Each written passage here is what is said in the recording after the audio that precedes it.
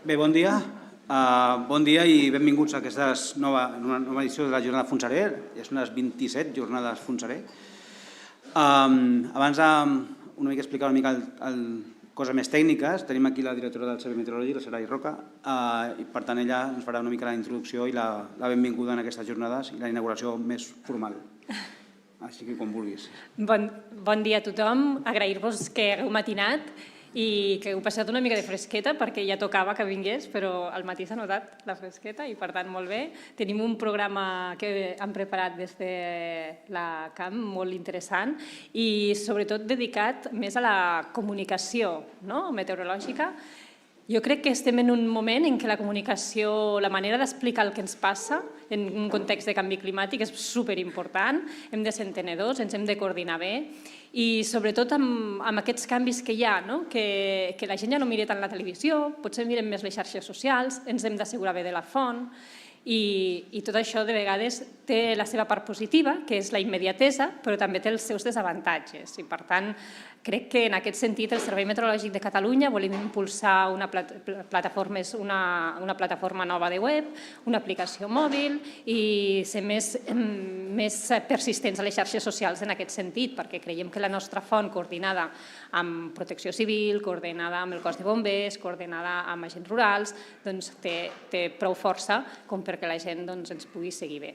També tenim tot aquest instrumental que si ens veiés ara al Fontserè suposo que al·lucinaria, perquè és que, clar, la tecnologia ha canviat molt i això també fa que la comunicació pugui ser d'una altra manera. I en aquest sentit us animo a que us quedeu aquí durant tot el dia perquè realment es parlaran de moltes coses i totes molt interessants. I des del Servei Meteorològic de Catalunya ens centrarem sobretot en la plataforma que hem creat fa molt poquet i que hem estrenat, que ens fa molta il·lusió, que és Meteomuntanya. En Pere Esteban, que és un tècnic de la casa, us ho explicarà com ens coordinem amb la Fundació Excursionista de Catalunya i en aquest sentit ens coordinem a l'hora d'alertar als ciutadans de tots els riscos que hi ha a la muntanya. De fet, el Servei Meteorològic ja té un origen molt vinculat al món excursionista i creiem que té el seu sentit, perquè precisament la muntanya de vegades pot ser molt traicionera.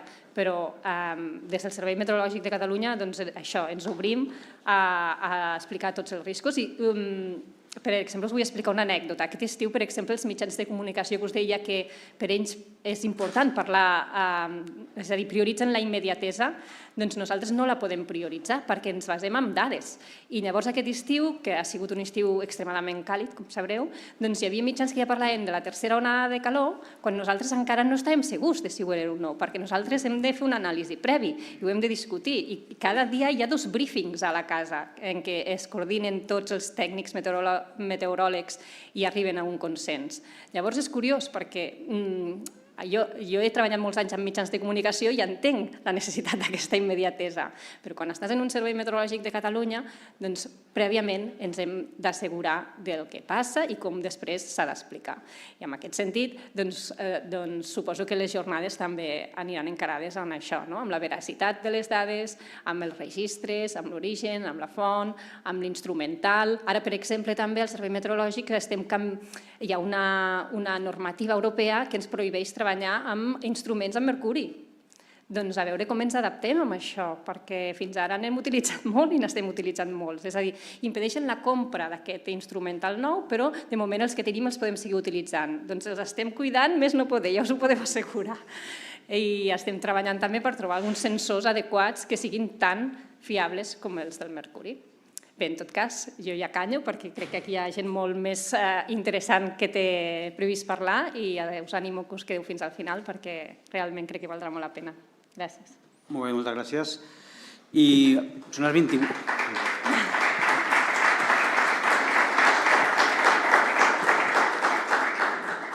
Per tant, per inaugurar les jornades, són les 28, no les 27, abans m'he equivocat, són les 28, això de la pandèmia també ens toca i ens fa que saltem, són les 28 jornades, per tant ja són 28 anys. Com sabeu, aquest any és parell, per tant cada any parell són monotemàtiques, són d'un sol tema i cada any parell són genèriques amb el Premi Internacional. I aquest any, quan la Junta van començar a preparar les jornades, dèiem, quin tema fem que no haguem trucat a la camp, que no sigui canvi climàtic, que no sigui sequeres, que no sigui inundacions, aiguats, etc. ni una meteorologia de muntanya o marítima, que ja s'han tractat en diverses edicions, i vam pensar que seria un bon tema parlar de la comunicació i la meteorològica i climàtica en el context de l'era digital, que la informació, com deia la Sarai, circula per les xarxes, circula a vegades sense cap rigor a darrere, i per tant creiem que era un tema interessant i molt actual de com la informació meteorològica i climàtica va movent-se per les xarxes i com pot condicionar segons quines determinades actuacions, sobretot a nivell més social. I per tant vam definir un programa que crec que és molt interessant, molt atractiu per una mica debatre i posar sobre la taula aquest tema. Jo ja també callo i passaré la paraula aquí a la Judit perquè comenci a moderar la taula. Només per acabar, agrair, ja sabeu que la CAM és una associació sense ànim de lucre que es basa en les quotes dels socis, però amb això no n'hi ha prou per poder fer unes jornades com aquestes i si no fos pel suport que ens dona el Servei Meteorològic, doncs això no seria possible i per tant agrair al Servei Meteorològic el seu suport, la seva ajuda, així com també la Diputació de Barcelona que també ens ajuda a poder fer possible aquestes jornades, a l'IEC per deixar-nos aquesta sala tan maca i tan cèntrica i la UB, que també ens fa una petita ajuda. Sense tot aquest suport seria impossible fer una jornada d'aquest tipus. Per tant, a tots ells, moltes gràcies i que per molts anys pugui ser. Per tant, jo ara passo ja el torn a la Judit i comencem les ponències d'aquest primer bloc, que ja veureu que és molt interessant.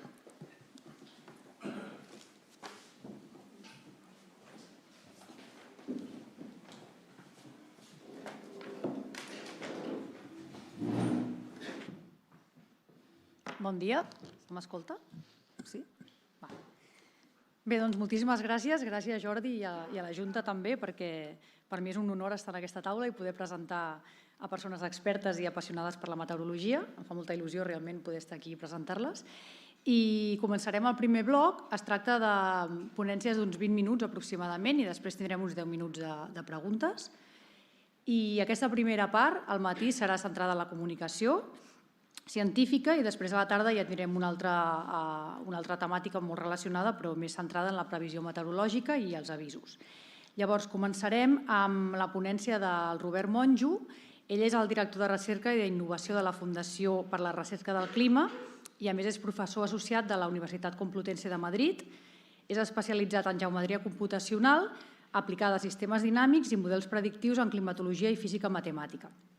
És autor principal, entre d'altres, d'una metodologia de modelització geomètrica, de concentració de pluja i de comportaments de sequeres. I les seves investigacions s'apliquen a sectors diversos que van des de la protecció del medi ambient fins al disseny d'infraestructures crítiques que siguin resilients al canvi climàtic.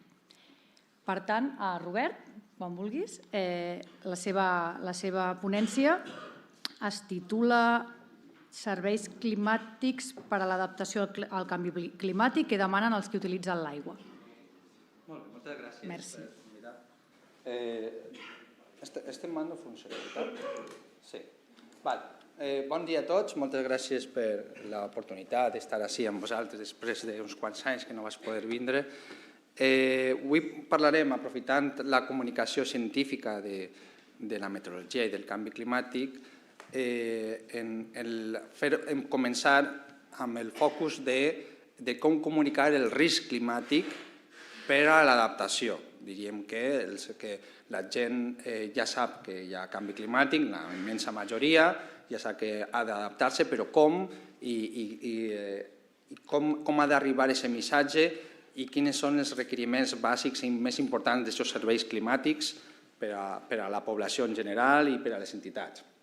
Per tant, parlarem de serveis climàtics, parlarem de la ciència que hi ha darrere i també parlarem de l'aigua, en aquest cas. Què és un servei climàtic? Podem tindre de font l'Organització Meteorològica Mundial, que diu que el servei és un ajut per a la presa de decisions que necessita d'informació climàtica i que ha de facilitar a la societat, a les organitzacions, a prendre les millors decisions basades en aquesta informació climàtica. També la font, en aquest cas de l'AEMET, diu alguna cosa paregut, diu que ha de ser un servei que tinga l'antelació, ha de produir-se a temps aquesta informació, que siga útil per a prendre decisions i que ha de permetre actuar amb aquesta antelació. Però hi ha una paraula nova que no apareix necessàriament en l'Organització Meteorològica Mundial, que volem insistir que és que els serveis han de ser, la informació climàtica ha de ser fàcil d'entendre per als usuaris. Poden ser molt bons físicament, científicament, tècnicament, però si aquesta informació no arriba a la gent, a l'usuari final, que ha d'adaptar-se, no serveix per a molt. Doncs bé, anem a fixar-nos en les dimensions que han de complir aquests serveis climàtics. Una dimensió ha de ser com la profunditat, l'abast que ha de percolar el màxim possible a tota la població, a tota entitat, a tota persona, d'alguna manera o d'una altra. Pot ser les entitats públiques o privades han de fer com de canals de comunicació per arribar a tots la gent. Però també no només ha de percolar, sinó ha de ser molt extensa en quant a diversitat de perfils. És a dir, no és el mateix un servei climàtic per a un agricultor, per a un hidròleg, per a un ajuntament, per a una empresa de fusta, etc. Per tant, ha de tindre en compte tota aquesta diversitat i la complementaritat entre les entitats públiques i privades, perquè és difícil que allò públic arribi a tots els sectors, tots els usuaris, i viceversa. Les empreses privades soles tampoc poden satisfer totes les necessitats dels usuaris. I, per tant, aquella paraula que estàvem mirant que ha de ser fàcil d'entendre, hem de reduir el gap, com que ja s'ha parlat molts anys, el gap entre la ciència i l'usuari, amb un codisseny de productes a mesura, a mida. És a dir, que hem de treballar, els científics, hem de treballar directament amb els usuaris finals. És a dir, estem acostumats a estar tancats en un laboratori, en un despatx, en un ordinador i amb les nostres gràfiques, però després, per a crear productes que són útils per als usuaris, hem de sentar-nos amb ells, escoltar-los i preguntar quina informació concreta necessiten, sobretot en aquest cas en les empreses privades o les entitats privades, perquè està clar que una entitat pública com a EMET no pot sentar-se amb tots els usuaris finals, però vull dir que al final d'alguna manera s'ha de codissenyar el resultat amb el propi usuari o persona usuària que ho utilitzi. Bé, i quines decisions volen prendre? Per a què volen prendre decisions? Bàsicament per adaptar-se al clima futur, però també adaptar-se al clima present, a la variabilitat climàtica present, als extrems climàtics que sempre han hagut, però que segons els models van augmentar. Independentment que augmentin o no, moltes entitats no estan adaptades ni tan sols al clima present. Per tant, han d'adaptar-se a les dues coses, al futur i a l'actual, des del punt de vista de riscos climàtics. Per això necessitem, primer, veure quins productes necessiten, quines decisions han de prendre, quines actuacions, no només decisions, sinó quines actuacions concretes han de prendre, perquè les actuacions no sols han d'estar adaptades, ara ja la Comissió Europea demana que les adaptacions han de tindre mitigació, és a dir, ja no es parla per separat d'adaptació i mitigació, sinó és adaptació amb mitigació. Per tant, l'actuació és molt important. També serà important veure tots els focus i les arestes del problema, perquè una cosa és la necessitat de l'usuari, l'altra és l'impacte mitjambiental, l'altra és l'impacte econòmic, l'altra és l'impacte social. Per tant, totes les dimensions mediambientals i humanes han de tindre consideració aquí. Les necessitats de l'usuari, també, evidentment, per a respondre a les seues necessitats. La informació ha de ser local, ha de ser anticipada, Per què és local? Perquè les actuacions al final seran locals. No serveix de molt un mapa general de tota Espanya o de tot el món del canvi climàtic.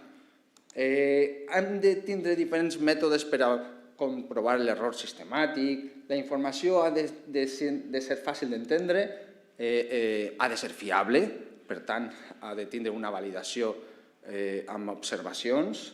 Aquí tenim un exemple d'un projecte que hem liderat europeu sobre risc climàtic i adaptació. Quanta antelació necessita la gent per a prendre decisions? El dirien, jo vull saber ja el que passa tot, evidentment, però les escales temporals són diferents pel que fa a la presa de decisions. No és el mateix prendre decisions d'inversions a llarg termini en el que vas construint i que el retorn de la inversió tardarà, a fer inversions més petites pel que fa a adaptar-se als riscos que poden ser ja la setmana que ve o l'any que ve, amb predicció anual o predicció decadal. És a dir, que en realitat hi ha un continu del temps en què tot és útil. No hem d'adaptar-nos per separat al canvi climàtic i al temps de demà. També pot ser útil, encara que la senyal ara mateixa no siga molt bona de predicció estacional, comencen a llaure millores en la predicció estacional i predicció decadal gràcies a la investigació del CEMIP, CEMIP 5, CEMIP 6, i es poden veure com adaptar-se a algunes d'aquestes escales temporals, les mesures de riscos climàtics. I ahí tenim exemples de serveis climàtics amb això. Bé, sabem qui pren les decisions, sabem per a què, sabem per a quanta antelació, però amb quina confiança? La confiança ve per la ciència, evidentment, sense ciència no hi hauria serveis climàtics útils.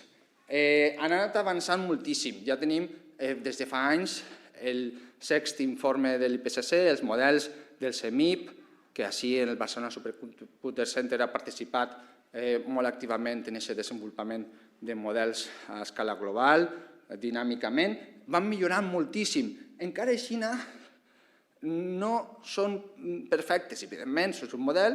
Per exemple, així tenim el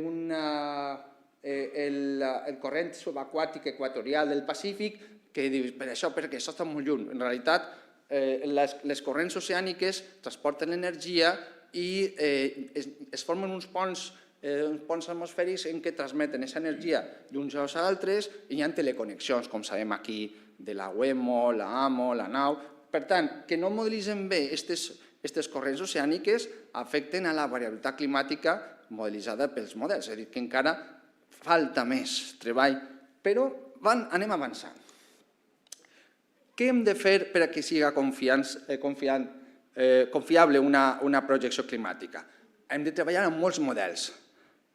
Tots els models, sí, però han de ser models diferents. No val dir, jo agafo un model i totes les pertorbacions d'aquest model, perquè les pertorbacions tindran el mateix error sistemàtic que tingui aquest model. Per tant, més val treballar en canvi climàtic, en meteorologia és diferent, però en canvi climàtic més val treballar en diferents models i una única pertorbació que no un model i moltes pertorbacions.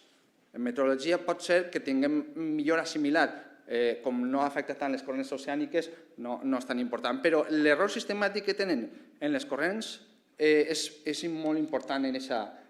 Per tant, hem de validar els models, comparar amb observacions en el passat, comparar amb reanàlisis, i aquells models que no serveixen, els llevem. Fixeu-vos la incertesa que hi ha a l'esquerra i després de fer una selecció d'aquests models que funcionen millor, a la dreta tenim una senyal més nítida del canvi climàtic. No valen agafar tots els models i ja està, hem de comprovar quins funcionen millor. Amb aquesta senyal més nítida ja se pot prendre algunes decisions perquè aquí, per exemple, disminueix la pluja a l'estiu. No plou, però l'estiu anirà allargant-se, serà més dur i sí que hi ha que prendre més decisions. Aquí tenim com disminuir la incertesa moltíssim. La informació ha de ser local.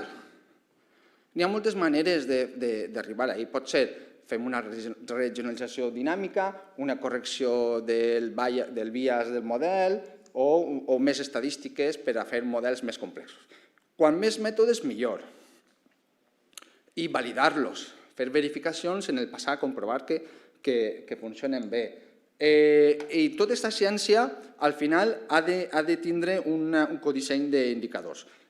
Un altre tipus d'estudi és el que fem en la part geomètrica, que és analitzar el règim de pluja per a dissenyar aquests indicadors de concentració de la pluja, concentració de les sequeres. Les sequeres també tenen un comportament semblant als episodis de pluja.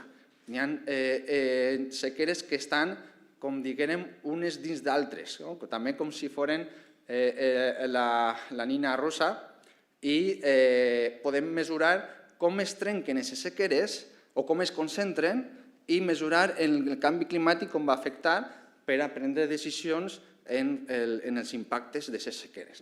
I això és el que han fet a nivell, en aquest cas, a nivell mundial, en una publicació. I un altre exemple de servei climàtic, d'indicadors específics, seria per a hidrologia.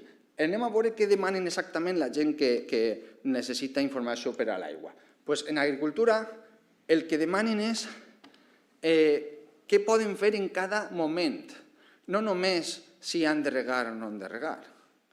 Demanen quan és millor l'època per a sembrar, per a la llavor, quan és la millor època per a recolectar o per a collir, quan és la millor època, hem d'adelantar el tractament per a les plagues o hem de retardar el període de tal. És a dir, cal analitzar cada fase de la cadena de valor, com afecta el clima i la meteorologia, en aquest cas, per a adaptar millor aquest producte.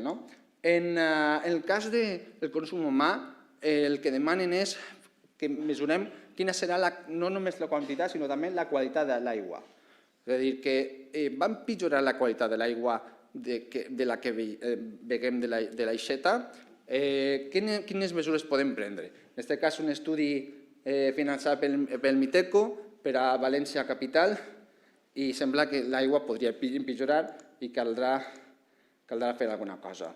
En el tema d'inundacions, el que demanen els hidròlegs són les corbes IDFs, que, com sabeu, els models climàtics no tenen una resolució 5-minutal, almenys el producte final, perquè són molts anys que donen i no poden simular donar el producte cada 5 minuts.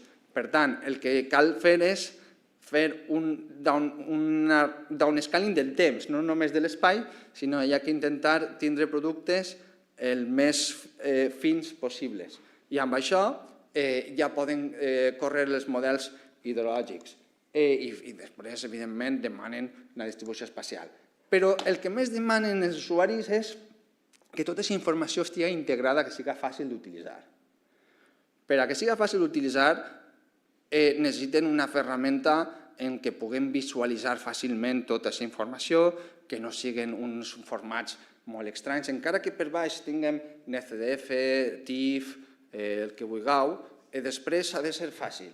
En aquest cas és una plataforma online que qualsevol pot connectar-se amb el seu usuari i visualitzar la informació climàtica, seleccionar els escenaris, seleccionar el període de retorn de la pluja, etc. Però, clar, no és suficient amb visualitzar escenaris de canvi climàtic, com també es fa en les entitats públiques. Ara mateix hi ha una plataforma semblant a nivell mundial del Sexto Informe i també de l'Aptec, etc., sinó que demanen més enllà dir, vale, però vull fer anàlisis d'impactes. Com m'afecta aquest clima al meu sector? Doncs aquesta ferramenta també pot incloure els elements vulnerables, que poden ser hospitals, col·legis, les carreteres, les vivendes, i amb un model hidrològic simula això que hem vist dels corbes IDFs, el risc d'inundacions, i pots estimar els impactes en cada zona. Per tant, l'usuari el que pot fer és quina decisió puc prendre? Doncs vaig a fer que aquest carrer siga peatonal per a disminuir la probabilitat de que s'emporten els cotxes i si plou els peatons no estaran per ahí o tallem el carrer. Entonces, fan simulacions de com canvien la densitat de vehicles o de peatons en un carrer i mesuren la reducció d'impacte. Per tant, és com un joc per a provar quina seria la millor decisió per reduir els impactes. I això és el que demanen els usuaris de... En aquest cas, este client és Protecció Civil de Malta, per al projecte europeu de Crisadat. I ja com a resum i conclusions, dir que, clar, els serveis climàtics han de ser accessibles a totes les persones per a poder prendre les decisions, han de tindre una fiabilitat. Clar, si utilitzem només un model i a més aquest model és molt ruïn, no serveix per a res, han de ser el més actualitzades possibles, robustes, com deia. Necessitem una certesa, seleccionant, fent una criba d'aquells models que funcionen pitjor, però sobretot treballant en conjunts. La informació ha de ser local, perquè si no és local no podem prendre decisions, no pot afectar igual necessàriament en una ciutat de costa el canvi climàtic, una ciutat de l'interior, o una ciutat on té efectes de retenció de núvols, etc. Hem de corregir amb observacions i validar el model, reduir aquest gap amb aquesta facilitat de ferramentes per als usuaris. Com a exemple, tenim la part científica com a resultats, que les gràfiques són interessants sempre, però no només gràfiques, sinó indicadors de què passarà per al seu sector, per a la seva cadena de valor i aquesta visualització que diem de la informació. Igual que l'adaptació, la mitigació també depèn de nosaltres i simplement acabe la presentació dient que arribem tard però encara estem a temps. Moltes gràcies per la seva atenció.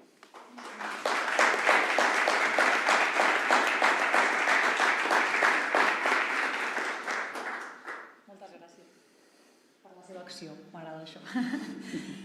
Perfecte, a més t'ha cenyit el temps estupendament. Hi ha preguntes?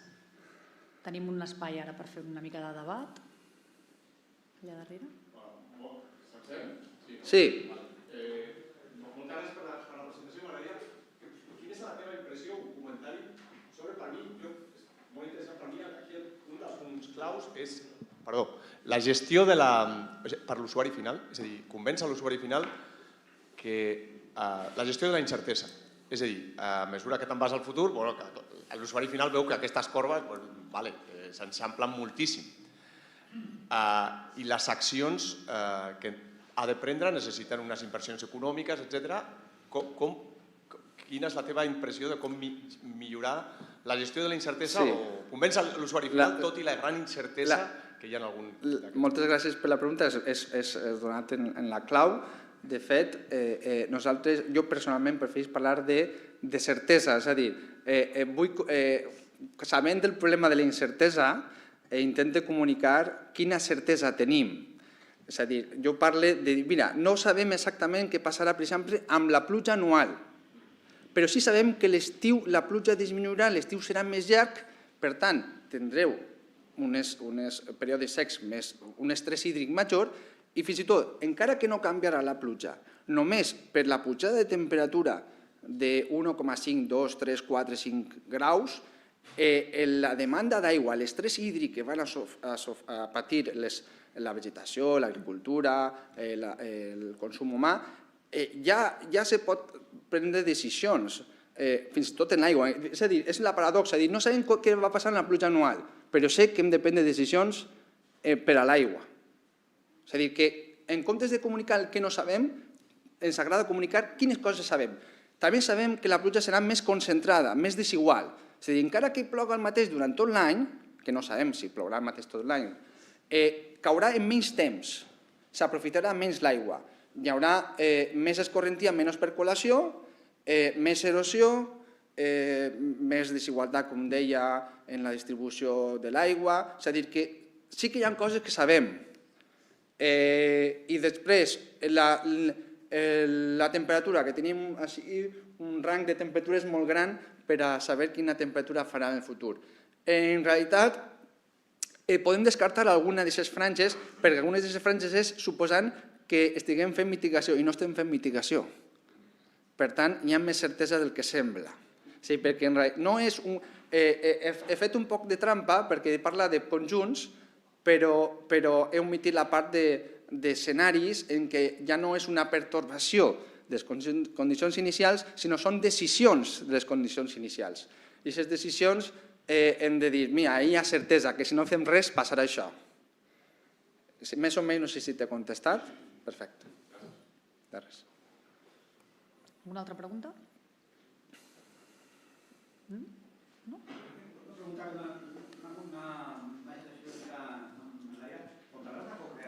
Sí, que hem de sentar-nos amb la gent que ha d'adaptar-se.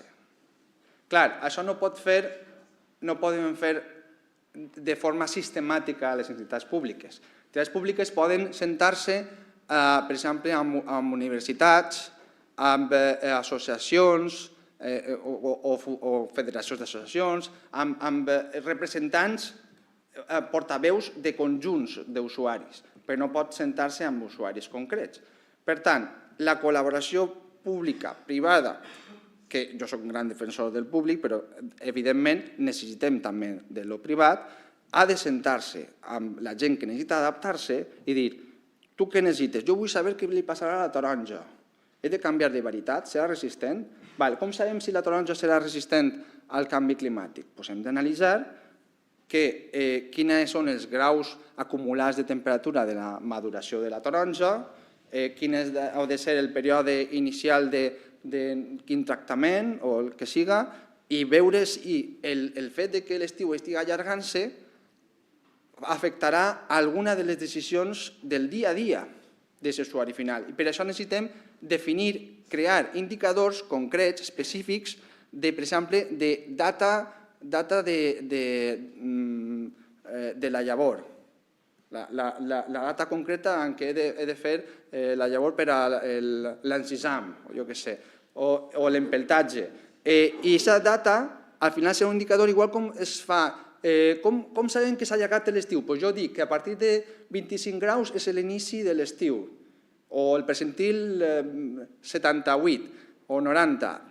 Hem de buscar quins llindars són els que s'ajusten més a l'experiència de que en el passat, fer una validació, diu quants anys, quina data solies fer aquest tractament? Jo vaig a buscar un indicador que s'ajuste a aquesta data i amb un sentit físic, és a dir, que ha de tindre un predictor físic darrere, pot ser la temperatura, l'energia acumulada o la pluja acumulada, etc. I amb això, després de validar amb l'usuari que sí que és un bon indicador, comprovar què passarà després. Això és una cocreació que no se pot fer sense l'usuari. De res. Sí, per suposat.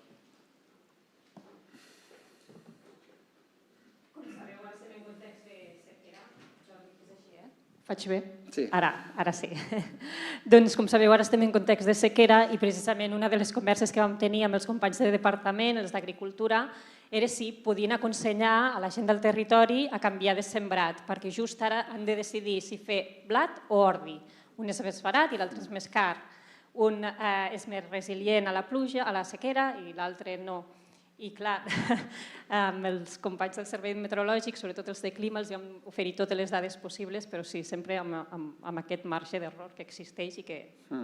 Perquè, clar, ells no obtindran el fruit fins la primavera, inicis d'estiu. Llavors, la certesa absoluta no la tenim. Això és així. I a l'hora que ho expliques crec que és important, perquè hi ha molts diners al darrere, no només públics, sinó de les mateixes famílies que invertiran i es basen la seva economia familiar amb enlloc. Clar, per tant, ja que com hi ha incertesa, hem de fixar-nos en quines coses sí que sabem, per exemple, l'estrès hídric.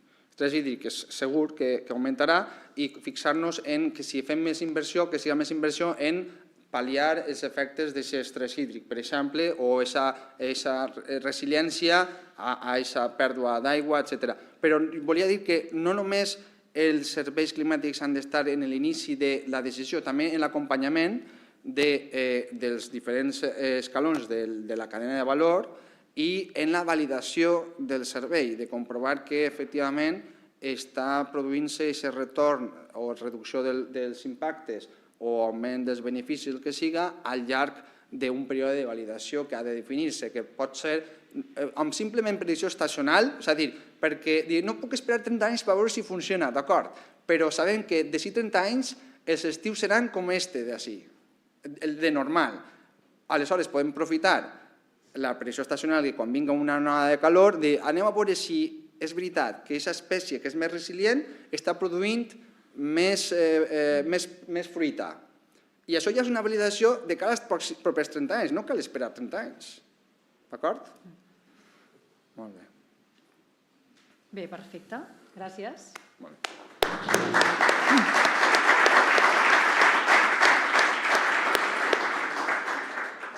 Doncs passem a la següent ponent, que és l'Anna López. Ella és cofundadora de Climate Scale, que és una startup de serveis climàtics que ofereix dades i suport tècnic per a l'anàlisi de riscos físics del canvi climàtic. Va fer un doctorat en física teòrica i compta amb més de 25 anys d'experiència en investigació en física i en ciències climàtiques a centres de recerca d'Estats Units, d'Argentina i d'Anglaterra, i particularment ha treballat en l'aplicació de prediccions i de projeccions climàtiques a les àrees d'adaptació i de loss and damage.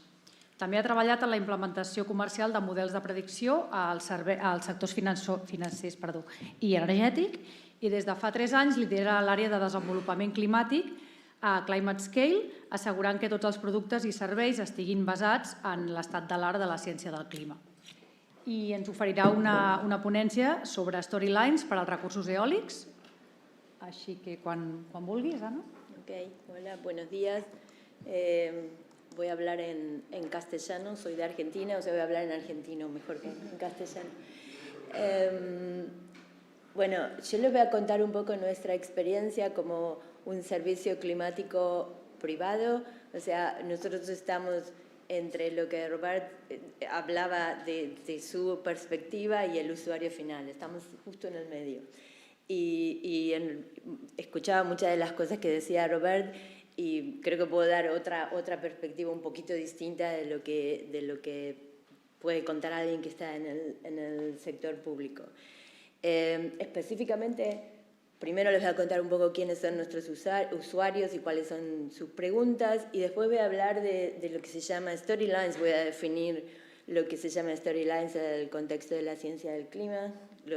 Estuve tratando de buscar una palabra, pero me sonaba que cuento suena mucho a cuento, entonces voy a usar la palabra en inglés. Y bueno, y después voy a terminar con algunas conclusiones. ¿Con quiénes trabajamos nosotros? Nosotros somos una empresa pequeña que está basada en Barcelona, aunque yo vivo en Inglaterra y trabajo desde Oxford y otra gente trabaja de otros lugares, estamos completamente deslocalizados. Y trabajamos fundamentalmente, Climate Scale es un spin-off de una compañía que se llama Vortex, que produce información para el sector eólico, modelización del viento para el sector eólico, y simplemente porque somos un spin-off de Vortex heredamos muchos de los clientes. Entonces trabajamos mucho en el sector de energías renovables y específicamente en el sector eólico. Y trabajamos, podríamos dividir en categorías. Nuestros clientes son desarrolladores de parques eólicos que quieren entender un poco, a veces se asustan y ven que la media del viento ha bajado durante 3 o 4 estaciones seguidas y entonces quieren saber cómo eso va a cambiar en el futuro. Trabajamos con consultores que a su vez trabajan con estos desarrolladores y que están interesados en entender cómo analizar el impacto del cambio climático en el sector y cómo trabajar en todo lo que tiene que ver con reports de sostenibilidad. Y también trabajamos con organizaciones más grandes que tienen diferentes, aún dentro de energías renovables, tienen diferentes tipos de producción eólica, solar, hidráulica, y tienen fundamentalmente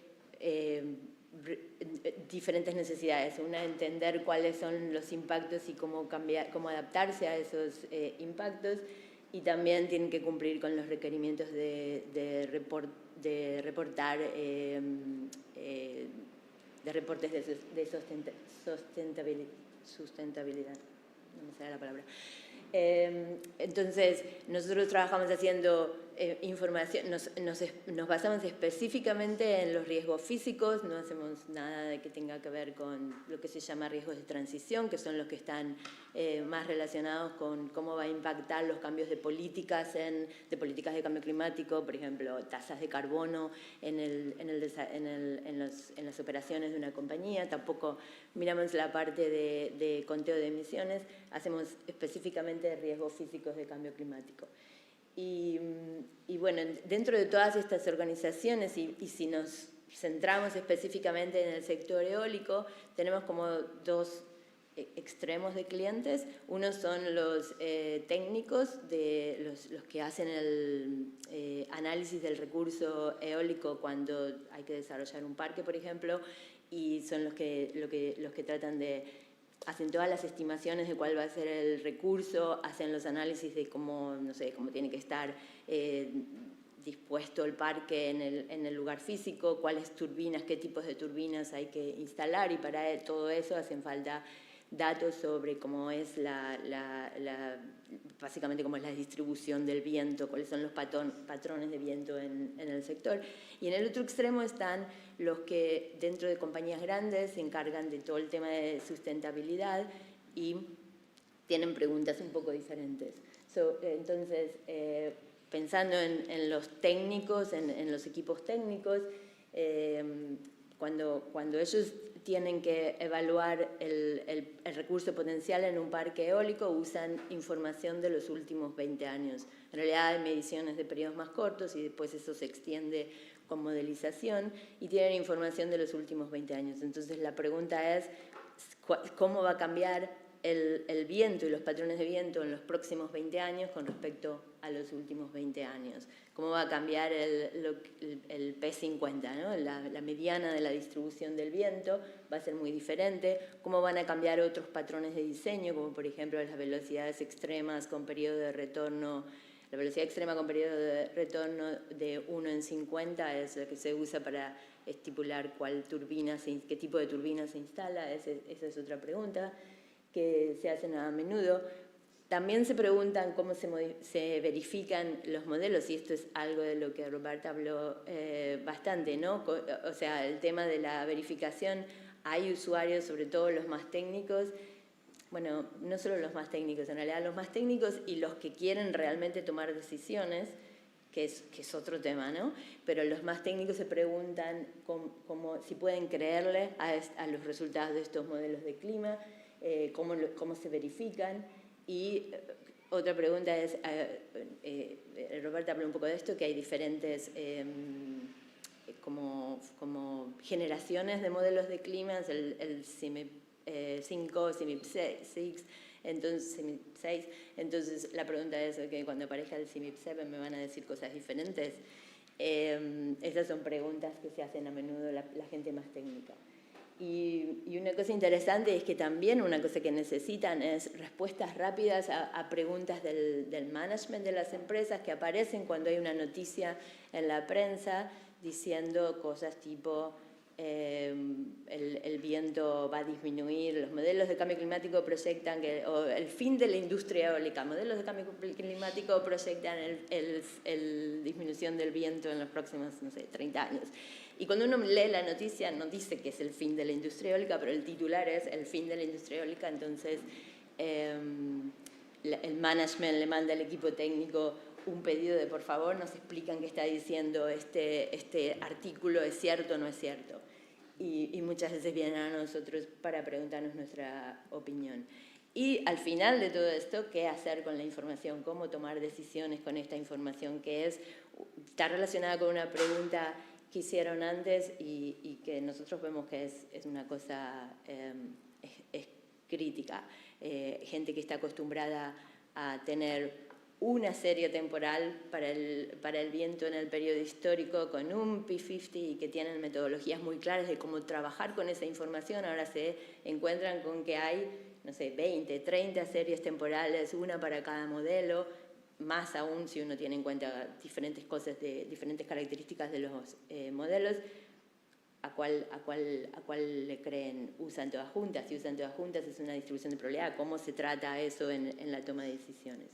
Y en el otro extremo del espectro están los managers de sustentabilidad que básicamente quieren rellenar esa tabla que aparece en la pantalla. Esa tabla que aparece en la pantalla es una lista de todas los peligros o las métricas climáticas de la taxonomía europea. La taxonomía europea es una regulación relacionada con definir cuáles son actividades sustentables en cualquier contexto. ¿Cuáles son actividades sustentables? Y uno de los, hay diferentes criterios que están relacionados con mitigación al cambio climático. Una actividad sustentable no puede ser una actividad que tiene grandes emisiones de dióxido de carbono o de otros gases de efecto invernadero. Una actividad sustentable no puede... tiene que hacer un manejo adecuado del agua, una protección adecuada del medio ambiente y un requerimiento es que tiene que de alguna manera estar protegida contra los impactos físicos del cambio climático. Y los impactos físicos del cambio climático se van a materializar a través de alguna de esas métricas, por ejemplo, cambios en los patrones de temperatura, cambios en los extremos de temperatura, cambios en los extremos de precipitación. Y entonces los managers de sustentabilidad necesitan esa tabla pintada con colores, esto es verde, no hay problema, esto es amarillo, puede haber problema, puede haber un impacto económico en las actividades de la empresa, o esto es rojo o naranja en este caso, esto es un peligro e implica un impacto económico en las actividades de la empresa. En lo que sigue yo me voy a concentrar en el trabajo con los técnicos, con los equipos técnicos, y entonces la pregunta que voy a tratar de contestar a través del uso de Storylines es cómo va a cambiar la velocidad media de la velocidad media del viento en los próximos 20 años. Como les dije, ellos usan datos históricos, eso les da un valor para la media de la distribución del viento, eso tiene además una serie de incertezas agregadas que tienen que ver con no solo la velocidad y la dirección del viento, sino también la disposición del parque, como una turbina puede afectar a todas las demás, como la turbulencia, por ejemplo, puede afectar a la producción de viento. Entonces, al final tienen un valor del P50 con un rango de incerteza asociado a toda esa información. La pregunta es, ¿qué hacemos ahora? ¿Tenemos que cambiar el valor ese usando información de cambio climático, tenemos que cambiar ese valor de la media o tenemos que agrandar la incerteza o una combinación de los dos? Ese es el tipo de pregunta que se hacen los técnicos eólicos. Y para tratar de contestar esa pregunta, nosotros, entre muchas otras cosas, tratamos de usar estas ideas de storylines. En la definición de storylines, que es un concepto que introdujo Ted Sheffer antes del 2018 en realidad, pero los papers que están citados ahí son del 2018. La idea es que es un posible escenario o desarrollo futuro que tiene de eventos futuros relacionados con el cambio climático y que tiene que ser consistente físicamente, por eso en general se deriva de modelos de cambio climático, y que tiene que ser plausible y además tiene dos características: no se le asigna una probabilidad, como sí se le podría en teoría asignar a una distribución de proyecciones de modelos de cambio climático, pero tiene que tratar de estar relacionado con cuáles son si por ejemplo yo quiero saber cómo va a cambiar el viento en una región, cuáles son los conductores de los cambios, los drivers en inglés, conductores sería creo la traducción, de los cambios del viento en esa región, y si esas proyecciones para los conductores del cambio del viento también son plausibles físicamente. O sea, en conclusión es como un escenario de lo que puede pasar en el futuro que no necesariamente está basado en un modelo en particular, sino que trata de entender bien cuáles son los drivers del cambio climático para la variable de interés y trata de expandir la incerteza. Entonces, esta es la primera storyline muy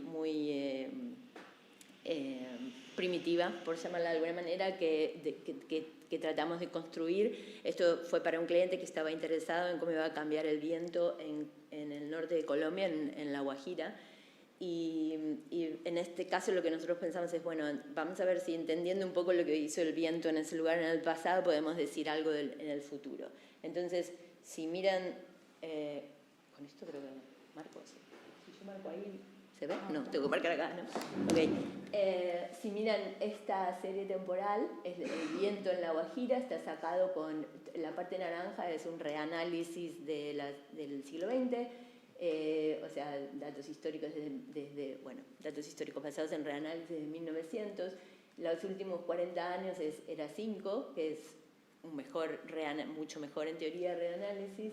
Esta es la serie temporal del viento, y por el sitio en donde estaba esto pensamos, bueno, ¿cómo puede estar esto relacionado a un modo de variabilidad interna del clima?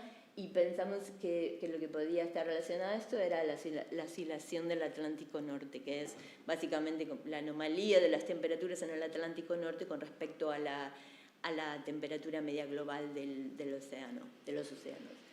Entonces, la de arriba es el viento, la del medio es la oscilación del Atlántico Norte, y acá abajo hay lo mismo dibujado, pero con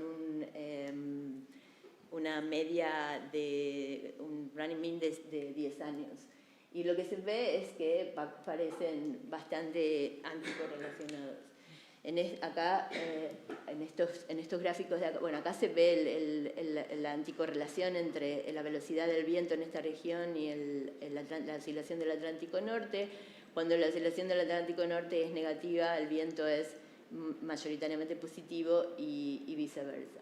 Entonces, la idea de esto es, bueno, si uno encontró esa relación en el pasado y los modelos de cambio climático son capaces de simular la oscilación del Atlántico Norte de manera fidedigna, entonces esa información se podría utilizar para decir, bueno, qué va a pasar con el viento en La Guajira en los próximos 30 o 40 años. Si los modelos predicen que mayoritariamente, que mayoritariamente la fase va a ser negativa, entonces el viento mayoritariamente va a ser positivo. Cuando nosotros le presentamos esto a nuestro cliente, se puso súper contento, no solo creo porque la explicación era bastante simple, sino porque además daba que el viento iba a ser positivo, ¿no? Entonces, si hubiera sido al revés, no sé si se hubiera puesto tan contento. Pero ustedes se ríen, pero yo creo que eso tiene mucha importancia en la incorporación de esta información en la toma de decisiones, porque si ellos pueden mostrarle al management que esta gente que está haciendo cambio climático nos dice que el viento va a ser positivo, el management puede que diga entonces voy a poner más plata para ver qué pasa en otros lugares. Y de hecho hicieron eso. Y entonces el siguiente nivel de complicación de esas storylines fue algo que en el contexto científico se llama storylines dinámicas, y que básicamente la idea es tratar de encontrar, en este caso yo quiero encontrar cómo cambian los patrones de viento en Estados Unidos, en particular en las áreas donde hay muchos molinos eólicos que están alrededor de los grandes lagos, en el Midwest, en Texas, hacia el este de Estados Unidos. Entonces, la idea es encontrar cuáles son, lo que mencioné al principio cuando hablé de la definición, cuáles son los drivers de los patrones de viento en una región, y haciendo un análisis de la literatura científica encontramos que los drivers son el calentamiento tropical y el calentamiento polar. Básicamente el calentamiento tropical se define como el aumento de temperatura en las capas altas de la atmósfera alrededor de los trópicos, y el calentamiento polar es el aumento de temperatura en las capas bajas de la atmósfera alrededor del Ártico.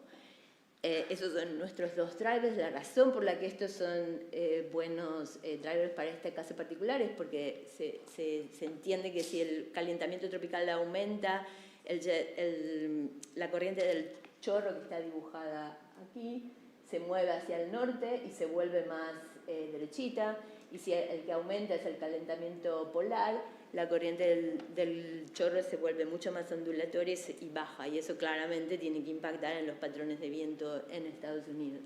Entonces, hacemos un modelo, se hace un modelo simple, como cambian los patrones de viento como función del tropical warming y del polar warming, y lo que se encuentran son este tipo de resultados. Acá hay demasiada información, pero si se concentran primero en los mapas, este mapa que está acá abajo es lo que uno vería si mira el ensemble mean de los modelos. Me olvidé de decir que para hacer esto uno toma un ensemble de modelos de cambio climático, crea este modelo simple de relación entre tropical warming y polar warming y los patrones de viento, y encuentra, si miran este gráfico, estos son el calentamiento tropical, el calentamiento global, los puntos que me dan los modelos, y de alguna manera, bien definida matemáticamente, decido cuáles son los valores posibles, extremos. Básicamente esto es una elipse que engloba el 80% de la probabilidad, el 90% de la probabilidad, y elijo los puntos más extremos en esta elipse con algún criterio y digo, estos son mis escenarios, mis storylines para entender, para decir, bueno, esto es lo peor que podría pasar, para decirlo de alguna manera, es lo peor que podría pasar con el calentamiento polar y el calentamiento global. ¿Qué dicen, qué muestran los patrones de viento en Estados Unidos en ese caso? Y lo que muestran son estos 4 mapas que están acá, ¿no? O sea, si los dos aumentan, el viento parecería que va a disminuir en la mayoría de la zona de interés para los eólicos, que es por acá. Si los dos disminuyen, aumentaría, y después hay más detalles dependiendo de cuánto aumenta o disminuye cada uno. Y como un ejemplo, si miran acá en la tabla, si yo tuviera que tomar decisiones con estos datos, si hubiera usado el ensemble mean, me dice que el cambio en la velocidad del viento porcentual es menos 0,1%, eso es básicamente nada, ¿no? Pero si en lugar de eso uso alguna de estas storylines, tengo cambios que son menos 2,2%, menos 1,9%, o puede ser inclusive positivo. Para darles una idea, esto es por grado de calentamiento global. O sea que, y el cambio en la velocidad del viento se traduce más o menos entre 2 veces o 3 veces eso en producción.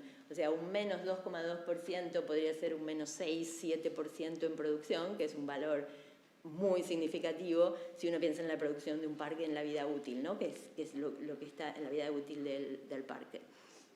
Entonces, de vuelta, o sea, todavía está la pregunta, esto me dice, bueno, no sería muy erróneo tomar decisiones basándose en el valor del ensemble, de la media del ensemble. En realidad lo que uno tendría que hacer es tener en cuenta esto, y ahora sí vuelve la pregunta, ¿cómo se tiene en cuenta esa incerteza en la toma de decisiones? Yo ahí no voy a llegar, pero podemos discutirlo. Bueno, y no sé cuánto tiempo... Sí, hauríem d'anar acabant. ¿Ya está? Bueno. Ok, entonces mira, esto es como el siguiente nivel de complicación, es como poner juntas las dos cosas de las que hablé antes, usar tropical warming, polar warming como una medida del calentamiento global, porque están súper correlacionados con la temperatura media del planeta, del aumento de la temperatura media en el planeta, y además meter los drivers, los modos de variabilidad de gran escala sistema climático. Esto es el trabajo que estamos tratando de hacer ahora. Como conclusión, nosotros en la taxonomía de los servicios climáticos seríamos como un servicio de traducción. Usamos los datos de los modelos de clima que están disponibles públicamente, hacemos downscaling, aumentamos la resolución, los transformamos en métricas útiles y hablamos con los clientes finales, que son los que tienen que tomar las decisiones en base a esta información. Concentrándonos específicamente en la idea de Storylines, creemos que es una herramienta útil para facilitar la adopción del cambio climático, de información de cambio climático para la toma de decisiones, en particular para la gente técnica que se pregunta, ¿podemos creerle a esta información y por qué? ¿Por qué si los modelos proyectan cambios positivos o negativos? ¿Por qué es eso? ¿Es robusto? ¿Cuáles son las causas? Si uno entiende todos estos factores causales, podría usar este tipo de técnicas. Los problemas que vemos son que en realidad es muy intensivo desde el punto de vista del trabajo que requiere hacer un análisis de este tipo y siempre la pregunta es, cuando uno habla con el usuario final, es cuál es el balance entre hacer algo súper sofisticado, súper riguroso y hacer algo lo suficientemente bueno como para cumplir con ciertos requerimientos, en particular todo lo que tenga que ver con reportes de sustentabilidad. Y bueno, lo que vemos como desafíos, más que problemas, es esto, como les dije, es súper intensivo en términos de trabajo, cómo generalizarlo, cómo hacerlo.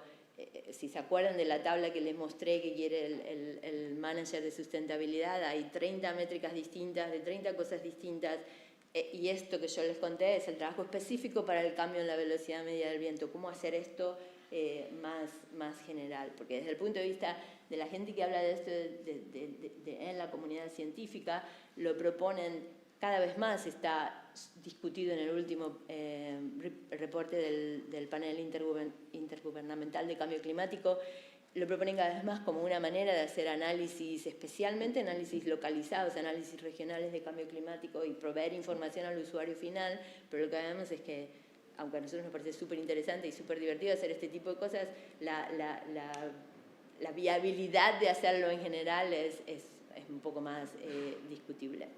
Y con esto termino. Perdón si me pasé.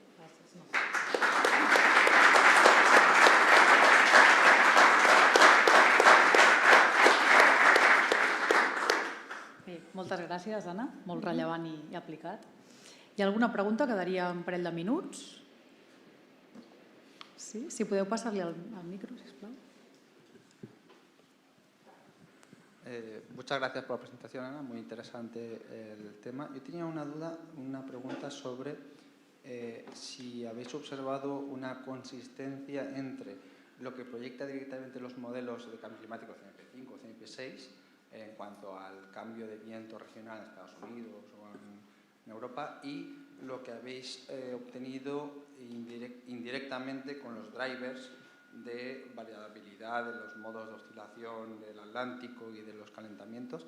¿Habéis comprobado que si es consistente el cambio y si no lo fuera, por qué podría ser? En el caso de lo último que mostré, eso todavía no lo hicimos. En el caso de tropical warming y de polar warming, de eso sí se ve que se ve lo que se espera que se vea, que es que la incerteza sea más grande, porque la idea de esto es los modelos, si tengo 30, 40, 50 modelos, predicen una cierta distribución de cambios, ¿no? Pero puede haber algo que esté afuera de esa distribución y que los modelos no predicen, entonces la idea de usar esto es poder estudiar las colas de la distribución que no ven los modelos. Muchas gracias. ¿Habéis probado, por ejemplo, a seleccionar, no tomar todos los modelos más o menos como decían en la charla, sino seleccionar aquellos que produzcan mejor los patrones de la AMO, por ejemplo? De esa manera, si seleccionas esos, sí, tal vez sí que se reduce la incertidumbre y se parece más a vuestros resultados, no sé. No, eso no lo hicimos todavía, pero hay papers sobre eso, hecho de predicciones de cambio de cambios en patrones de viento globales, en tierra, pero globales, y hacen exactamente eso, seleccionan los modelos que reproducen mejor la fase de la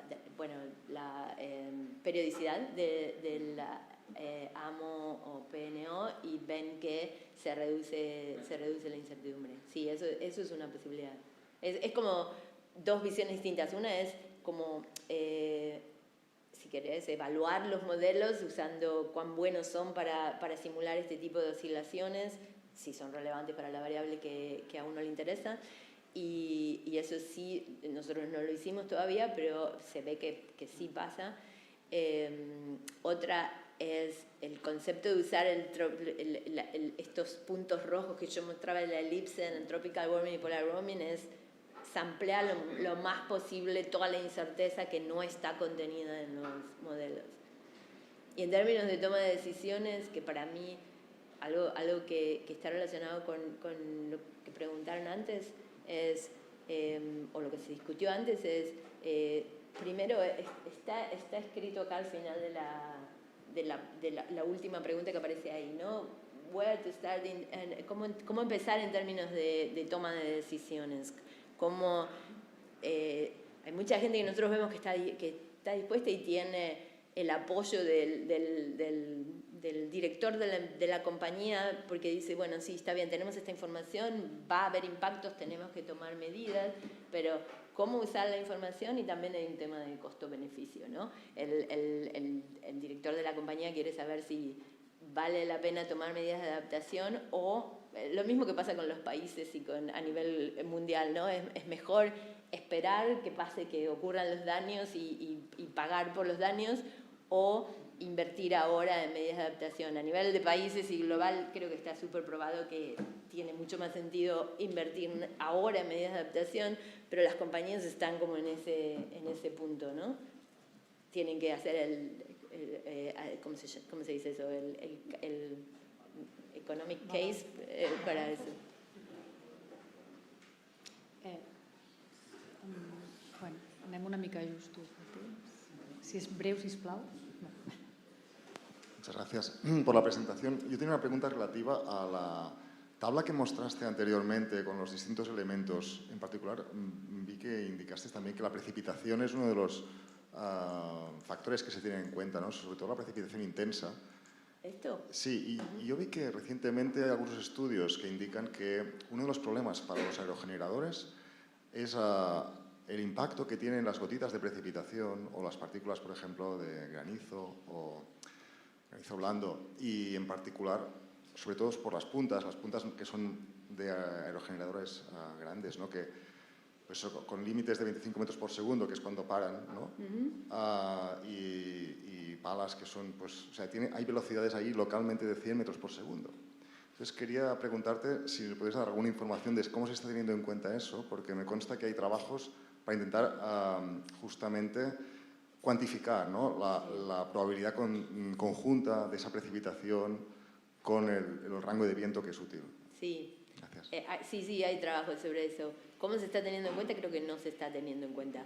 Es la respuesta sencilla. La respuesta más complicada es que hay gente que sí se pregunta eso, pero lo que yo veo es que hay como distintos niveles de complejidad que se pueden abordar paso a paso. Ahora, la pregunta número 1 es cómo va a cambiar el P50.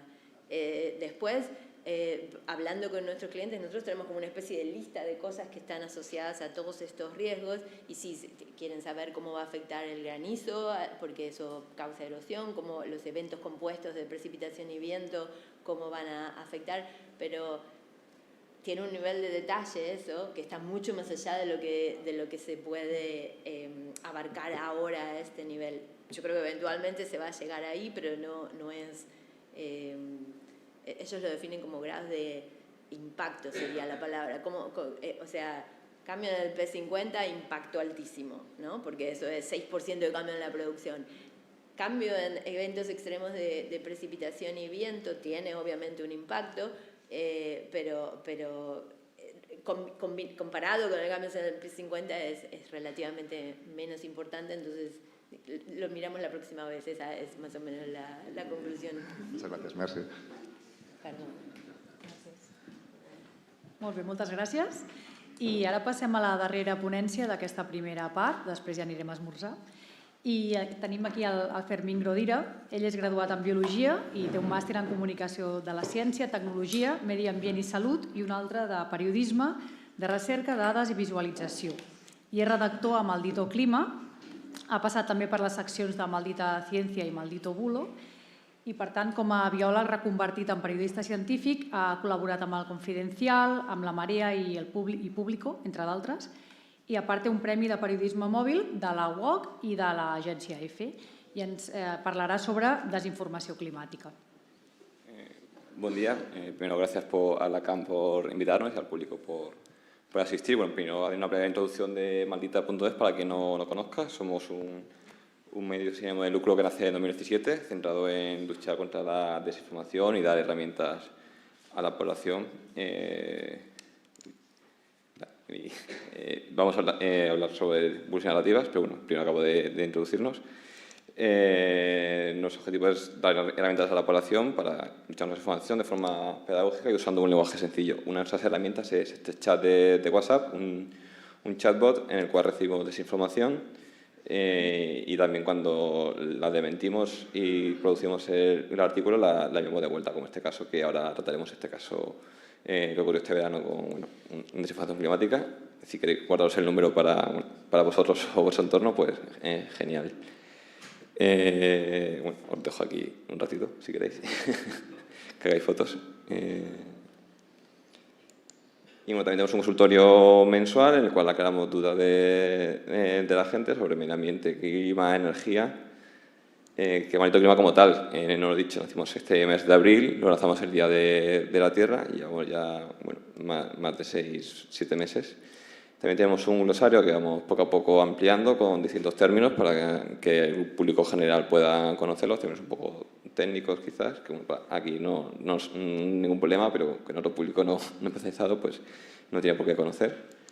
Y también tenemos una newsletter mensual en la que recopilamos lo que hacemos a lo largo del mes, también artículos de algunos otros medios que nos interesan y que bueno, también os invito a que os suscribáis desde nuestra web, desde Maldito Clima, en maldita.es/clima.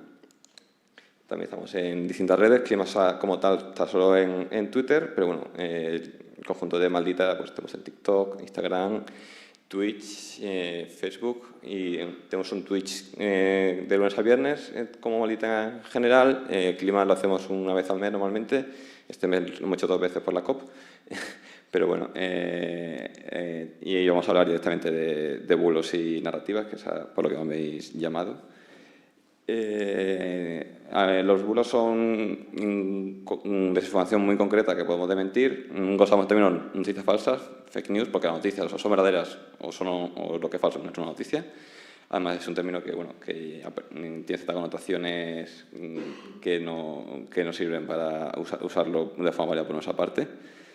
Se mueven distintos formatos, muchas veces aquí podéis ver cómo son imágenes que circulan en redes sociales o artículos antiguos, como el caso este del Mundo que ahora haremos también. Hay vídeos, audios, la información pues circula en todos los formatos y en todos los contenidos.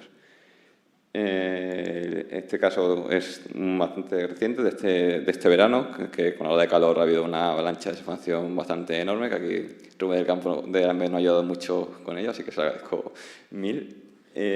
Hablamos de, ha circulado en toda Europa, en todo el mundo me lo debería decir, la teoría del cambio cromático, es decir, que en vez de un calentamiento global, lo que hay es los meteorólogos y media de comunicación han empezado a poner de color rojo las temperaturas que antes eran de un color más suave, como para generar miedo en la población y mentirnos con una temperatura que supuestamente no suben. Como podéis ver, hay un montón de casos en distintos países, Reino Unido, Suecia, España, Alemania, Francia.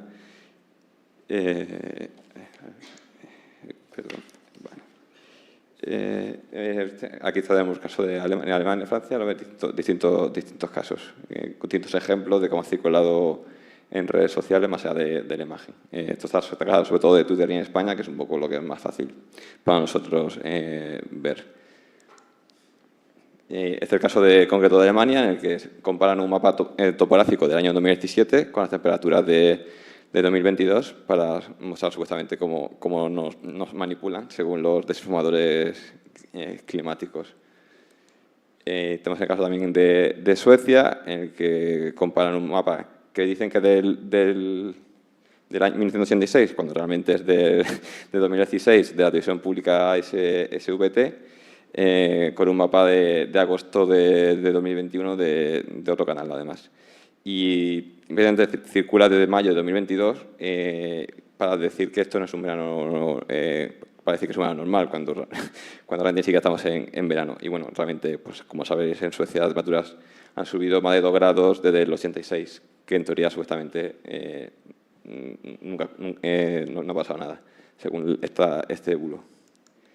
Aquí tenéis. Y esta es la evolución de cómo ha cambiado realmente los mapas en SVT, que es la cadena que usaron inicialmente para decir que la que había manipulado la información, como realmente podéis ver que siempre usan el mismo tipo de mapa, que no usan ese color rojo que usa la otra cadena con la que comparan, ¿no? Pues nos puede comparar dos fuentes distintas de mapas, lógicamente. Y aquí tenemos el caso de España, que está en España, que podéis ver circular en inglés, y para quien no entienda lo que está a la derecha, eso es georgiano, o sea, también ha circulado en otros países como Georgia.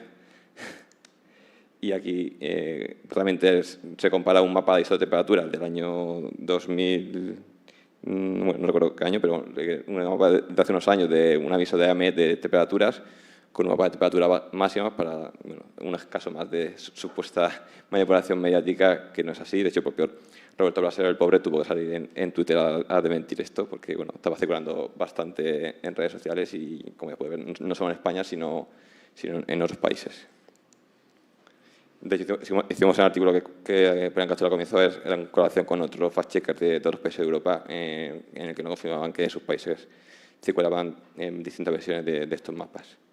Luego tenemos otro caso que utiliza la hemeroteca para atacar la ciencia climática. En este caso se trata de un artículo que publicó Crónica del Mundo en febrero de 2001, que se basaba supuestamente en el informe del IPCC de aquel año, y que supuestamente decía que en 2020 no habría playas en el Mediterráneo, y bueno, luego puede ver ahí con bastante literatura e imaginación escribió esto El Mundo. Bueno, realmente lo que hicimos fue sacar este artículo ya en 2019, que es cuando hicimos esto. Este curó muchísimo cuando la COP25, la que se celebró en Madrid, y todavía no existía clima, pero bueno, ya hacíamos desinformación climática por aquel entonces, como podéis ver. Y está un poco son el resumen de lo que hicimos en el artículo. Y bueno, realmente fuimos a la informe del IPCC y vimos que en la parte de subida del mar hablaba de esto, que evidentemente aquí pues no se ve, no puedes apreciar si el Mediterráneo se queda sin playa ni hay palmeras en el Cantábrico.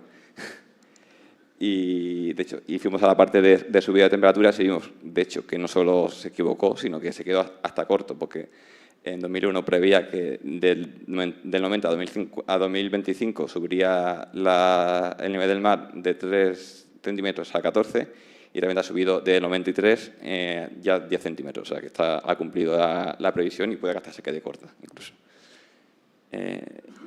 Y bueno, este es el caso del IPCC. De hecho, llegamos a hablar también con el autor del artículo y nos dijo que efectivamente que no se basó en el IPCC. Él se crea que usó datos de un trabajo de José Manuel Moreno, que es un profesor de ecología de la Universidad de Castilla-La Mancha, pero hablé con él y también él no le sonaba que hubiese hecho nada de este tipo de información que decía. También hablamos con dos autoras del IPCC españolas que nos confirmaron que efectivamente que el IPCC no hace unas previsiones tan localistas como la que utilizó El Mundo en 2001. Pero bueno, esto sigue circulando a día de hoy y sigo en este artículo y bueno, se sigue utilizando por negacionistas para desmentir no a la información que sale en medio de comunicación, que es lo que realmente ocurre, sino a toda la ciencia climática, cuando el IPCC nunca dijo eso.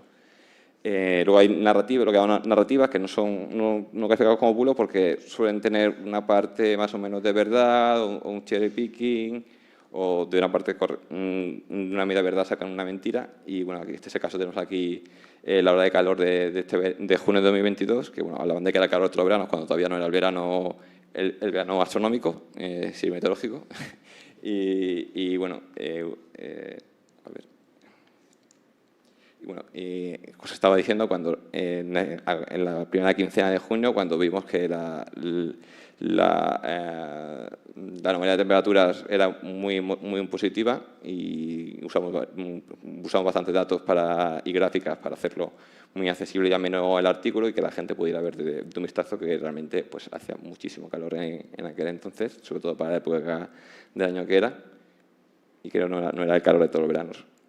También usamos aquí el material de la MED, de la Comunidad Valenciana, que hace muy buena comunicación en redes sociales, en Twitter me parece, de la Comunidad Valenciana, y también este modelo que también probaba la anomalía térmica que había entonces en España. Y también hablamos de narrativas retardistas, es una muy habitual, sobre China e India, que de hecho en un artículo, no he puesto este caso todavía, pero hay un vídeo que hizo Toro TV, que luego circuló muchísimo en TikTok, no tengo los datos, pero millones de visualizaciones, que era un compendio de distintas narrativas negacionistas de cambio climático a varios niveles, que llevó un buen tiempo de mentirlo. Y una de ellas hablaba sobre China y la India, que básicamente decía que para que disminuir nosotros las emisiones, si China y la India son quienes más producen y no van a hacer nada para pararlo. Y dentro de ese artículo dedicamos una parte a esta narrativa retardista, que quizás es lo más peligroso y común en España, porque el negacionismo puro y duro pues, es bastante residual, aunque cuando llega de calor de repente aparece, como vimos este verano mucho en Maldita. Y nada, básicamente usamos aquí datos para poder desmentirlo. Que, es verdad que China e India son el primer y el tercer mayor emitor de CO2 en el año, pero a nivel acumulado Estados Unidos y Europa tienen la mayoría de las emisiones históricas, y a nivel per cápita pues, es mucho mayor, evidentemente, Europa y Estados Unidos, sobre todo, que estos dos países. Y también hay que tener en cuenta, explicamos en el artículo, que hay que tener en cuenta también las emisiones según producción o según consumo, que realmente China e India, pues, muchas de sus emisiones las exportan y las importamos nosotros, pero no se contabiliza en las cuentas que normalmente se publican.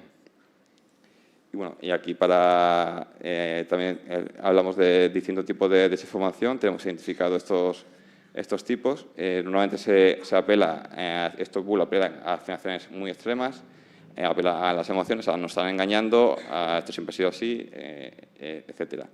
Y muchas veces también apelan a que se compartan, son muy viscerales y por eso logran una viralidad que quizás a vosotros no lleguen, pero aseguro que por WhatsApp, que es un agujero negro de desinformación, porque no es algo que podamos monitorizar como si podemos hacerlo con redes abiertas como Facebook o Twitter. Por eso nuestro servicio de WhatsApp es muy importante, porque nos alertan y nos permite también de forma automática, una vez que tengamos el desmentido, enviarlo y que la persona lo pueda reenviar al grupo de WhatsApp, que es por donde suele circular. Y aquí hemos identificado como 5 narrativas, que es este paper que citamos ahí abajo es quien lo hizo, que apelaba a varios tipos de mensajes. Principalmente uno es el que no está pasando el cambio climático, que quizás es el caso más extremo y no el más habitual dentro de la situación climática. Otro tipo sería que no es la actividad humana la responsable de esta subida de temperaturas. La tercera, que esto es un poco como la fase del duelo, ¿no? Negación, aceptación. El tercero sería que no es negativo. Una vez que aceptas que está pasando y que la actividad humana, pues pasas a decir que no es negativo, que no pasa nada, que puede ayudar a la agricultura, este tipo de frases que quizás hayáis oído. El cuarto es que, aunque sea negativo, las soluciones no van a funcionar, o bien porque son dañinas o bien porque son ineficaces. Y el quinto es que la ciencia climática pues, no fiable, que es el caso que utiliza el caso del mundo, es muy evidente que es un ejemplo de ese tipo de mensaje que se utiliza, ¿no? De intentar desacreditar a los científicos del clima, que sus previsiones no solo no se han cumplido en el caso del IPCC, sino que muy posiblemente se queden cortas en el caso del informe de 2001 en cuanto a subida del mar. A ver, aquí está.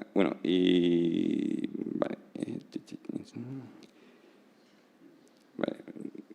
Nada, yo creo que un poco más. Esto ya simplemente decir que tiramos mucho de la ayuda de expertos, de la MED en concreto muchísimo. El pobre Rubén lo tengo ahí metaleado por WhatsApp. Y tenemos un servicio de superpoderes de malditos que llamamos y malditas que son expertos en sus campos, que se ponen en contacto con nosotros, nos dan un poco resumen de qué campo conocen y lo contactamos. Así que os animo a que os metáis en maldita.es y nos dio vuestros superpoderes y también, bueno, lanzamos ahora con la ayuda de FECIT, de la Fundación Española de Ciencia y Tecnología, superpoderosa, porque nos dimos cuenta de que había un desbalance en hombres y mujeres entre las expertas que usábamos, pues intentamos un poco que sean más paritarios esas fuentes, y en mi caso también intento que no sean de Madrid, que es algo que ocurre mucho, así que bueno, os animo a que os unáis y os podamos contactar para poder desmentir, acotar más esta desinformación. Y bueno, si tenéis preguntas y dudas, pues nada, aquí estoy.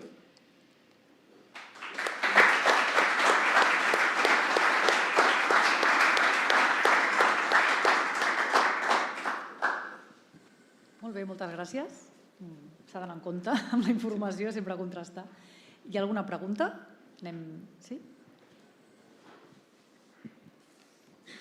Hola, buenos días, Fermín. Pues muchas gracias por el trabajo que hacéis, ¿no? Desde Maldita, tratando de identificar los bulos y desmentirlos.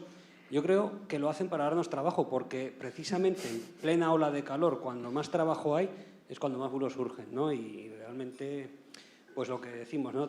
Me preguntas, oye, ¿es verdad que hubo 50 grados en Zaragoza? Y nosotros, como organismo oficial, no podemos decir, no, hombre, no, eso es mentira. Hay que justificarlo, hay que probarlo, hay que buscar registros y nos carga de trabajo en el momento en el que más trabajo tenemos del año. Pero es que hay veces que los bulos, yo creo que al público en general le llegan más fácilmente, porque, por ejemplo, ahora ha habido un programa, que tiene mucha audiencia, que mostraba una gráfica con una escala, digamos, no apropiada para lo que quería mostrar. Y con un señor analizando los datos a ojo y decía, joder, pues si en el año 61 hizo 14 grados y en el 2021 14, pues no ha subido la temperatura. Claro, eso para el público en general es mucho más fácil de entender que lo que contamos nosotros, ¿no? Entonces, juegan con ventaja. Tienen prime time, son mensajes sencillos, fáciles de entender. Y claro, al final el público yo creo que se queda más con eso. No sé si tienes o hay alguna fórmula más allá de trabajar y aportar datos y demás que se pueda contrarrestar eso, porque realmente es complicado, yo creo. Gracias. Sí, bueno, en este caso, en el caso que comenta, bueno, de este programa de televisión, que no me lo diré, es verdad que sobre todo generaba esa duda, ¿no? Porque, bueno, este programa de televisión en concreto juega mucho con generar duda, más que negar o... Bueno, no podemos fiar un poco, es bastante peligroso. También, bueno, no puse el caso concreto, pero también hay una portada que circula del Semanario Español, nada que ver con el periódico actual, que es un semanario de los años 50, que hablaba de, es que no tengo aquí ahora mismo la portada, pero hablaba de que se había llegado a más de 50 grados en algún lugar de La Mancha, decía así, parafraseando al Quijote, que lo desmentimos ya en 2021 y que luego ampliamos con un artículo de la MED muy interesante, también que lo ampliamos posteriormente. Realmente ese dato no era oficial, nos ha llegado a 50 grados en La Mancha y lo podemos mentir con la ayuda de la MED y que luego vimos, pudimos acceder posteriormente a más allá de la portada, y lo que hacía el interior es que lo había medido al sol. Entonces, claro, utilizaban un dato que no era válido para que ese momento, pues, y eso en cada hora de calor vuelve. Personalmente, esta hora, nosotros cuando estamos en abril dijimos bastante, bueno, ingenuamente que no estaba mucha desinformación climática en redes sociales y de repente llegó junio y eso fue una avalancha brutal. O sea, yo me esperaba, por ejemplo, que en Filomena pues circulen cosas que tienen cambio climático, pero en una hora de calor, cuando todavía no es ni verano, pues me reventó algo las esquemas, la verdad. Y mira que trabajo con esto, pero yo no me esperaba esa avalancha de desinformación y fue muy brutal, sobre todo el tema. El primero fue la cuestión de que, por eso, que se va al calor todos los veranos, cuando sí que era verano. Y luego el cambio climático, también incendios, también hubo muchas desinformaciones con incendios, con sequías. Ha sido, bueno, un verano sin parar. Y bueno, yo creo que sí, el tema de visualizar, dado que ellos, si os fijáis, sobre todo son imágenes, portadas antiguas, el caso de los mapas del tiempo, gráficas, como esta del canal de televisión, así yo creo que es importante visualizar mucho los datos, crearlos bastante claros. En ese caso, la MED, en el caso de Comunidad Valenciana, me parece que hace muy buen trabajo. A veces hay otros gráficos de la MED que no están tan trabajados, que entiendo que faltan manos, pero bueno, estaría bien mejorarlo, porque bueno, en el artículo este que hicimos sobre el caso este concreto, algunos expertos de visualización con los que hablamos nos comentaban que el gráfico de la tele evidentemente era desinformación, pero el gráfico que usaba la MED para contrastarlo era también un poco mejorable. Así que, pero pero desde el cariño y del ánimo de mejora os lo digo, que bueno, eso ayudaría a informar mejor de estas cuestiones. Sí, perdona. Sí, por insistir en la pregunta, ¿crees que podemos ganar la batalla informativa? Es decir, los esfuerzos para desmentir me dan la sensación que son mucho mayores y menos efectivos que crear un bulo que les cuesta poco y tiene un alcance muy mayor. ¿Podemos ganar la batalla informativa? Sería mi pregunta. Bueno, es verdad que es mucho más fácil mentir que de mentir. O sea, dicho el caso este del vídeo del toro que circuló en TikTok, una cosa brutal. No llevo bastante rato porque era como un minuto y medio de vídeo, era como 8 desinformaciones con mucha muy concreta, por ejemplo, el caso de China, pues difícil de mentir. O sea, China es el mayor emisor del mundo y invierte mucho en carbón, pero también tiene muchos matices de mentir o de China. O sea, solo eso ya hay otros bulos que son más burdos, pero ese vídeo era muy complicado. Pero más allá del esfuerzo que supone de mentir 2 bulos, yo creo que sí se nota, sobre todo, no vamos a quien ya está convencido, evidentemente, porque eso ahí no hay campo que ganar. Y afortunadamente, España en ese aspecto son bastante minoritarios, pero contra la gente que no sabe, que no tiene una formación previa, no sabe a qué fuentes acudir, creo que es un trabajo bastante importante, sobre todo el tema de WhatsApp, que es como donde mucha gente lo manda porque le ha llegado por un grupo de familia, de compañeros de trabajo, y donde lo reenvían. Y además es muy importante también eso, que no seamos nosotros quienes le mentamos, sino que es tu hijo, tu nuero, quien sea, que es el que te manda la información y el que le da como la validez a nosotros para que con nosotros, con datos y con instrucción, con expertos, lo podamos desmentir. Así que yo creo que es una batalla sin fin, pero hay que darla y tiene sus beneficios. Vale, hi ha una pregunta per aquí. Bueno, penso també en el sentit que també hi ha més de comunicació, com Antena 3, tots aquests, ja no l'espai del temps, sinó l'espai informatiu, que ara també en aquest sentit que també hi ha el Jorge Rey, que va per Filomena, que per mi va ser pura tropa la Filomena 2020-2021, però clar, ara estan davant que si ve, que si l'entrevisten, que si tot, clar, la gent com s'encén la tele i veu això, a mi també m'ho venen. Oh, és que ve que diu que ve fred. Sí, clar, ve fred, sí, espera, sí. No, és que ve que això... Bueno, sí, home, sí, clar, i tu, clar, amb aquesta informació com les menteixes, ja quan te surten...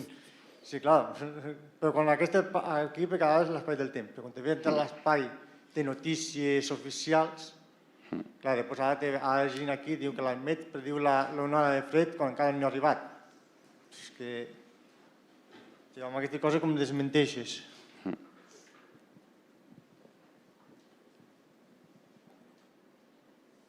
Hi ha algun altre aquí?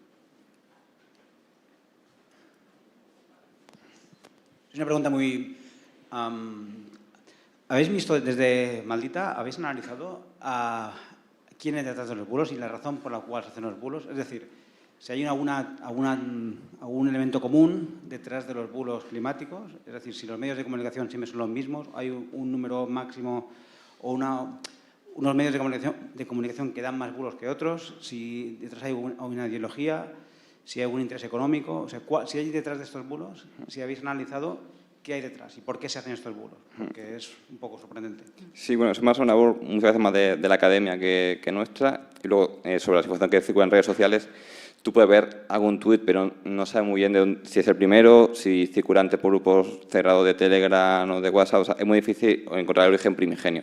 Cuando se trata, bueno, en el caso de, pues esto, de los vídeos de televisión, es evidente que lo han creado ellos, provienen de ellos, eso es fácil de identificar, aunque esa narrativa tampoco muchas veces es suya. O sea, que es muy difícil realmente identificar el primer caso.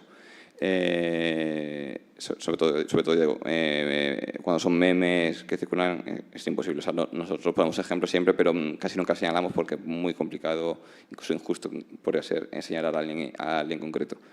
Intereses, bueno, pues hay intereses, evidentemente, muchas también son temas económicos ni políticos, sino, bueno, tú te crees poseedor de la verdad y que otra mentira, pues de ahí surge, ¿no? Nos están engañando, que es muchas veces lo que realmente mueve a compartir tanto y hacer muy virales estos mensajes.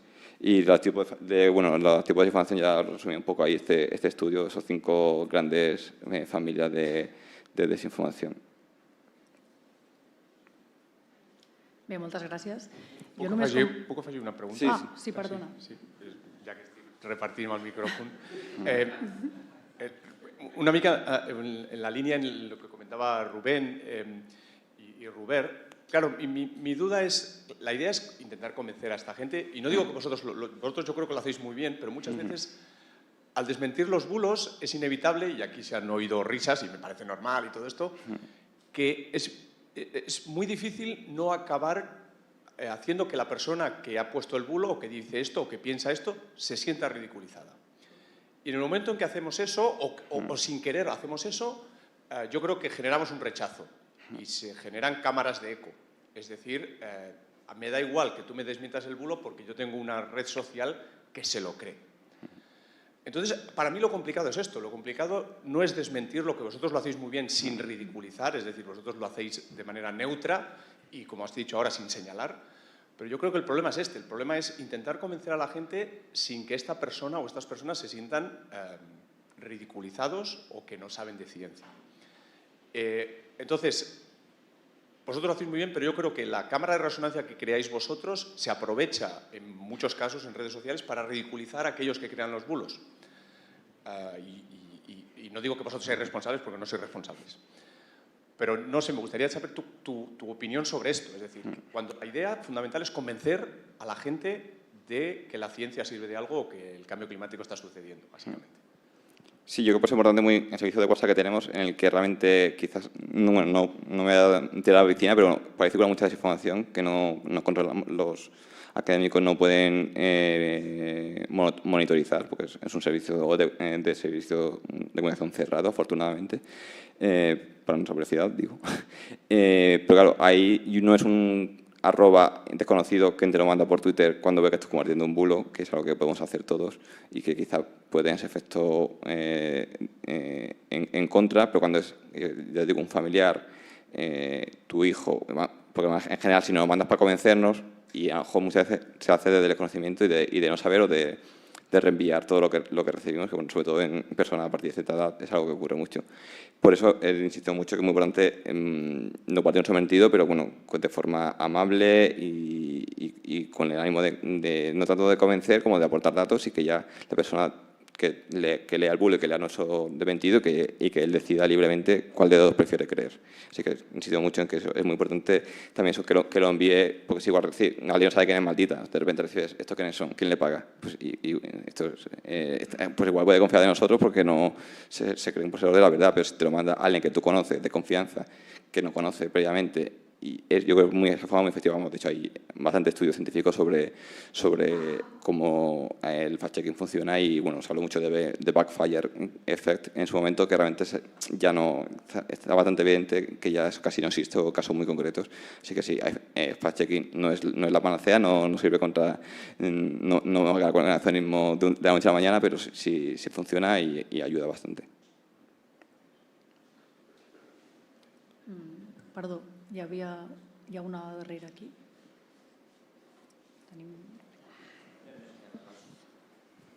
A ver, lo mío es rápido. Simplemente que debido a los talleres que hago en centros escolares y historias, el tema está en que cuando recibes un mensaje te lo crees automáticamente. No hay espíritu crítico. Entonces yo lo que hago muchas veces es alentar a tener ese espíritu crítico, que cuando te llega la noticia la investigues. Y yo creo que eso es lo que falta. Es una apreciación mía. Sí, también es algo que no en cuidado en esta situación, tenemos como la caja de herramientas en nuestra web, que es ya no solo que confíen en nosotros, sino que damos a la gente la posibilidad de que lo investiguen, que es una imagen acá búsqueda inversa en Google, que miren la fuente, que confíen, que desconfíen, o sea, ante duda no compartan, eso es lo primero que decimos. Y luego que investiguen sobre la fuente, es algo que bueno, aquí no he insistido mucho, que además fíjame en ejemplos de bulos y narrativas climáticas, pero es algo que insistimos mucho nosotros también, que no te fíes de nosotros. De hecho, nosotros no somos nada, usamos la MEI, IPCC, científicos, nosotros somos intermediarios, no somos fuente de conocimiento como tal, evidentemente. Y insisto mucho en eso, en que la gente pues, use un pensamiento crítico y que acuda a fuentes fiables. Sí. Val. Jo només afegiria això que ha comentat, que també la dificultat pot ser contrarrestar l'emoció, no? Perquè s'utilitzen missatges amb emoció negativa, principalment, que és una de les coses que la persona rep amb més atenció, llavors també és molt complicat com acabes amb aquest viatge cap a l'emoció negativa, que és el que estan utilitzant com a eina d'enganxar de la gent i que la gent s'ho cregui, no? Si no hi ha esperit crític, com bé comentava. Bé, ja hauríem d'acabar, perquè ara tenim l'esmorzar, suposo que ja teniu gana. Tenim cafè aquí fora i a part hi ha pòsters, veureu que hi ha pòsters exposats, i aprofiteu perquè és l'ocasió de comentar-ho amb els autors, que estaran per aquí també, de les seves recerques relacionades amb la meteorologia, i ens retrobem aquí a les 11:40, hi haurà una altra ponència i una taula rodona per acabar aquest primer bloc. Moltes gràcies. Fins ara.